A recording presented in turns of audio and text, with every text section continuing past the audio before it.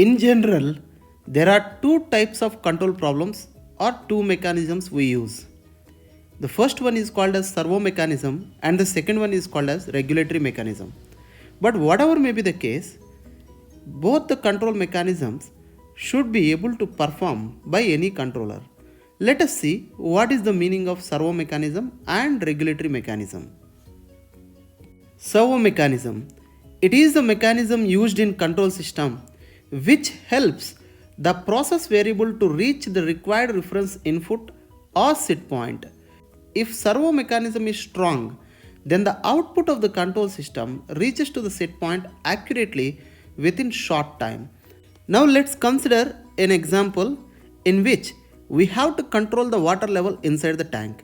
So if you see the whole figure, we can find that two pipes which are connected with the two valves and one level transmitter and the level controller and I2P converter, that is current to pressure converter, and what we used here is input flow rate, output flow rate and the pneumatic signal and the set point. Set point is nothing but the reference level whatever we required, and H denotes the water level here.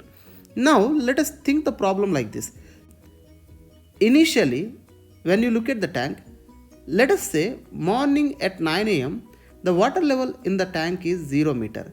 If the input flow rate is more than the output flow rate, then naturally the water level in the tank increases slowly, right? Because the controller will slowly apply the current to the valve such that the water level can increase inside the tank. But remember that the ultimate aim of the servo mechanism in this particular example is to bring the water level to be equals to 1 meter, because we are expecting the water level to be equal to 1 meter. Let us consider the block diagram of the previous example. So in which we already discussed about the level controller which takes the error as an input and generates current as an output. So this current is also called as a controller output signal or the actuation signal. So the I2P converter and the valve together will be included in the actuation system. Ultimately, our intention here is we need to change the water level to the required point, that is nothing but set point. So this set point, sometimes it will be also called as a reference input. Suppose let us assume that at 9 am morning, the value of the water level inside the tank is equals to 0 meter. Suppose if someone or the control engineers enters the required level of the water or the set point is equals to 1 meter in control problem, slowly the water level will going to rise to 1 meter. So that means ultimately the value of the water level should be reached to 1 meter in servo mechanism. So the time obviously depends on many parameters, that is cross section of the tank as well as the resistance of the valve.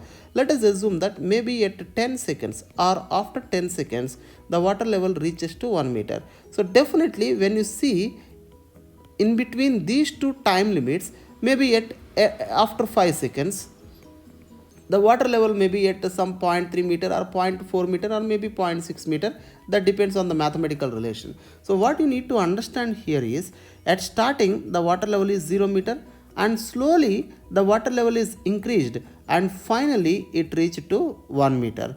That means exactly at 9 o'clock 10 seconds the water level in the tank reached to the required set point. This is actually called servo problem, or else the mechanism whatever it is executed in this particular problem is called as servo mechanism. Let's see what is regulatory mechanism is. It is a mechanism used in the control system which helps to eliminate the effect of disturbance and making the whole system insensitive to the disturbance and reducing its effect on the overall system performance. Basically, regulatory mechanism deals with the disturbance. So let us consider the same example what we have discussed previously, that is the level control inside the tank. Suppose let us think like this. Exactly at 10 am, unfortunately there is some disturbance is added into the tank. That means this disturbance whatever is added, this is nothing but extra water which is added into the system, and this extra water which is unintentionally added into the system is called as disturbance in process terminology. When the extra water is added into the system, the water level slowly rises and when the water level rises, the level transmitter informs the water level to the level controller, and the level controller understands that there is some extra amount of the water inside the tank compared to the required value of the water level, and it will generate the extra current. And because of this extra current, this valve will going to open so much amount, and because of this reason the output flow rate will going to increase. As a result, the water level again come back to the previous level, that is equals to 1 meter. This means in this particular problem, once the disturbance is affecting the performance of the system, then the rectification will be done by the controller. So as the effect of disturbance is eliminated in this particular problem, people used to say that regulatory mechanism is very good in this particular case. Now let us see the block diagram here. So if you consider the previous example, as I discussed earlier, set point will going to apply here and the water level will be controlled at the end. So as we have discussed earlier, at 9 am the water level in the tank is exactly equal to 0 meter, right? So now when we given the set point equals to 1 meter, that means the required water level is equals to 1 meter. Slowly the water level increased, and within 10 seconds, of course the amount of time depends on many factors.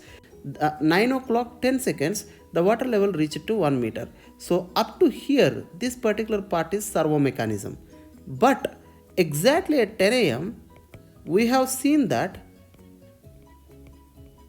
a disturbance is added in the output of the process here. So the disturbance is affected the output of the process. Because of this, the water level is changed, and when the water level is changed, then naturally the transmitter will going to sense the water level and send to the controller, and the controller will going to push the extra current to the actuation system, and finally the effect of the disturbance is going to be eliminated. That means when the disturbance affects the system or just before the disturbance affects the system performance, the water level in the tank is really at 1 meter only. But exactly after 10 o'clock, that means maybe let us consider like this, 10 o'clock 1 second, the water level in the tank just rise to 1.5 meter because of the disturbance. Now when the controller comes into the picture, the regulatory mechanism will be performed with the help of controller, and within certain amount of time, maybe equals to 5 seconds later, the disturbance affected the system, again this value will come back to 1 meter. Clear? So whatever happened in between this time, this is actually called as regulatory mechanism.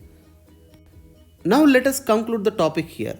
So from 9 am to 9:10 seconds, whatever happened, that is actually called as servo mechanism. That means during this interval, the output of the control system is trying to track the set point whatever we have applied.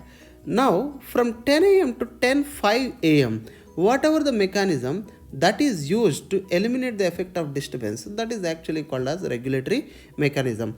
I hope you understood the concept. Hope you enjoyed the video.